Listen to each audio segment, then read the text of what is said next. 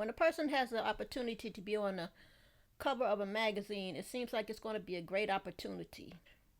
But not every opportunity is a good opportunity because it's not going to respect your dignity and your humanity. This is a Life magazine from 1937. A black man selling watermelons. What I don't like about this cover is it's showing the back of his head, which kind of makes him look like an object rather than a person. If they were showing a picture of a white woman selling watermelons, I don't think they would be showing a picture of the back of her head. It's weird. This is a picture from the interior of that magazine, and it has a picture of a black woman, and she's eating watermelon, and at the same time, she's nursing a baby, which I thought was extremely weird. The caption says something like, "Every Negro's mouth waters with watermelon." I don't want to be presumptuous, but I think there's a difference between the way that black people look at black men and how upper class editors from Vanity Fair look at black men. When I saw this cover in 1998 of Chris Rock, I was truly shocked. He's one of my favorite comedians, and he always has a lot of power, and he always has a lot of intelligence. And I could not believe that they dressed him up as a literal clown for the cover of their magazine. When I saw this 2020 cover of Simone Biles on Vogue magazine, I thought to ask the question, are they insane? She has one of the best smiles in the world, and they have her on here looking like a mean, tough man. Now in Hollywood, they like to have movies where black men are wearing dresses to look like women, and like women to look as much as possible like man. And that's okay if that's your style, but it's not hers. Our next candidate for trouble is Kamala Harris, our future vice president. Vogue, Vogue, Vogue. What were you doing with this cover? First of all, everything is not symmetrical. She's standing weird. Her hands are weird. The curtain behind her is not symmetrical. Boo. I give this 2 thumbs down. Now, because of the outrage, they had to redo it, and they printed a cover in which she actually looks beautiful, professional, and symmetrical.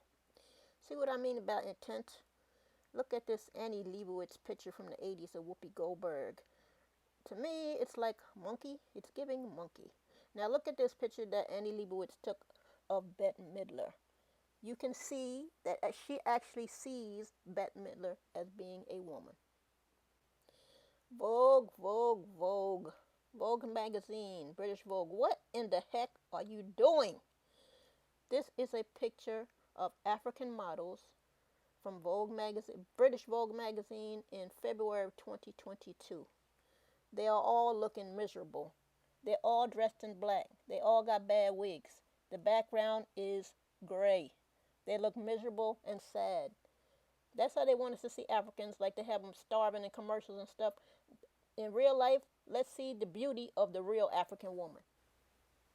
Yes, Vogue, you finally did something right. You finally did something wonderful. This is Coco Gauff on the cover of Vogue magazine for 2024. Beautiful smile, beautiful dress. We see her face, we see her joy, and we see her beauty. Bravo, Vogue. We have to be careful. We have to document our own lives. We have to document our ancestors and our forefathers and foremothers' lives and their image. Look at this image that's in the Capitol of George Washington. He's painted beautifully, surrounded by beautiful angels. Fantastic, right? Look how they do a portrait to recognize the contributions of African Americans who were enslaved, who actually built the Capitol building.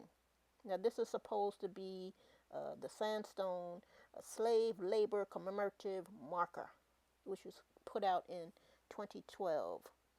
However, I find this marker and this tribute to be very revolting because it does not reflect any humanity of the enslaved people who built the Capitol. So I think they need to throw this out and give us something beautiful like what they did for George Washington. As you can see from these examples, not every opportunity is a good opportunity. It's not so much the opportunity, it's the execution of the opportunity, because it's not always a good intent behind these opportunities. That's just my opinion.